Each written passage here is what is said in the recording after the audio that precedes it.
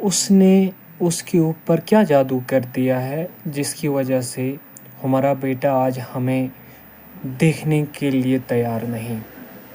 ہم بات کسی اور کی نہیں، جڈیجا کی بات کر رہے ہیں، جو آج سپر سٹار ہے، جو آلراؤنڈر مانا جاتا ہے، جو بیسٹ بالنگ اینڈ بیٹنگ کے لیے مانا جاتا ہے۔ ہاں، ہم آج اس کی بات کر رہے ہیں۔ اس کے باپ نے کہا کہ ہمیں نہ اس سے کوئی کانٹیکٹ ہے۔ 3 مہینے کے بعد جب اس نے شادی کری، شادی کرنے کے بعد وہ ہم سے دور چلا گیا ہے۔ کاش ہم نے اس کی شادی نہ کروائی ہوتی، کاش ہم نے اس کو سٹار نہ بنایا ہوتا، ہمارا لڑکا ہمارے پاس ہوتا۔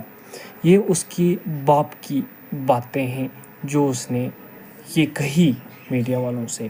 کیوں، کس بات پہ اس نے ایسی باتیں کری اپنے بیٹے کے لیے؟ ہم بات کر رہے ہیں رویندر جڈیجا کی، جو آج پوری دنیا میں مشہور ہے۔ اس نے کہا ہے کہ اس سے جب بات کی گئی تو اس نے کہا کہ نہیں جی، ایسی کوئی بات نہیں ہے، لیکن ہاں یہ بات سچ ہے کہ ہمیں کافی ٹائم ہوا ہے کہ ہم گھر والوں سے بات نہیں کرتے۔ اس کی خاص وجہ کیا ہوگی کیا نہیں ہوگا، لیکن ہم اس ٹاپک پہ اتنا نہیں جائیں گے، ہم اس کے باپ کی بات کریں گے۔ باپ ہمیشہ باپ ہوتا ہے۔ جتنی محنت باپ اپنے بیٹے پہ کرتا ہے اتنی کوئی نہیں کرتا۔ اگر وہ سٹار ہے، وہ کرکٹر ہے، وہ آلراؤنڈر بیٹنگ اینڈ بالنگ میں ٹاپ پہ ہے، اس کے پیچھے اس کے باپ کا ہاتھ ضرور ہوتا ہے۔ جو کامیاب ہوتا ہے اس کے پیچھے اس کا باپ نے بہت زیادہ کچھ کیا ہوتا ہے، تب جا کے وہ سٹار بن جاتا ہے، تب جا کے وہ اتنی شہرت حاصل کر۔ افسوس اس بات کا ہے کہ اپنے باپ کو چھوڑ کے اتنے دنوں وہ باہر رہا، اپنے ماں باپ کو چھوڑ کے۔ اس کے باپ نے کہا ہے کہ صرف ایک برا نہیں ہو سکتا، پورے 50 بندوں کی فیملی سے وہ بات نہیں کرتا ہے، ان سے کوئی کانٹیکٹ نہیں رکھتا ہے، نہ وہ واپس آیا اس کے بعد۔ لیکن اس کا مطلب یہ ہے کہ ہم کہہ سکتے ہیں کہ نہیں جی، یہ غلطی باپ کی بھی ہو سکتی ہے یا بہن کی بھی ہو سکتی ہے، ایک دو کی بات ہوتی تو مان لیتے، لیکن پورے فیملی میں اس نے کہا کہ پورے فیملی میں 50 ممبرس ہے، 50 کے 50 ممبروں کے ساتھ اس کا کوئی کانٹیکٹ نہیں ہے جب سے اس نے شادی کری۔ جب اس کی شادی ہوگی تو شادی کرنے کے بعد وہ یہاں سے چلا گیا، 3 مہینے ہمارے پاس رہا، اس کے بعد وہ یہاں سے چلا گیا۔ اس کا مطلب ہے کہ اس کی بیوی نے اس کے اوپر جادو کیا ہے، یا پھر اس کا یہ ہو گیا کہ وہ بہت بڑا سٹار بن گیا ہے جس کی وجہ سے وہ اب اپنے گھر والوں کے پاس نہیں بیٹھ رہا ہے۔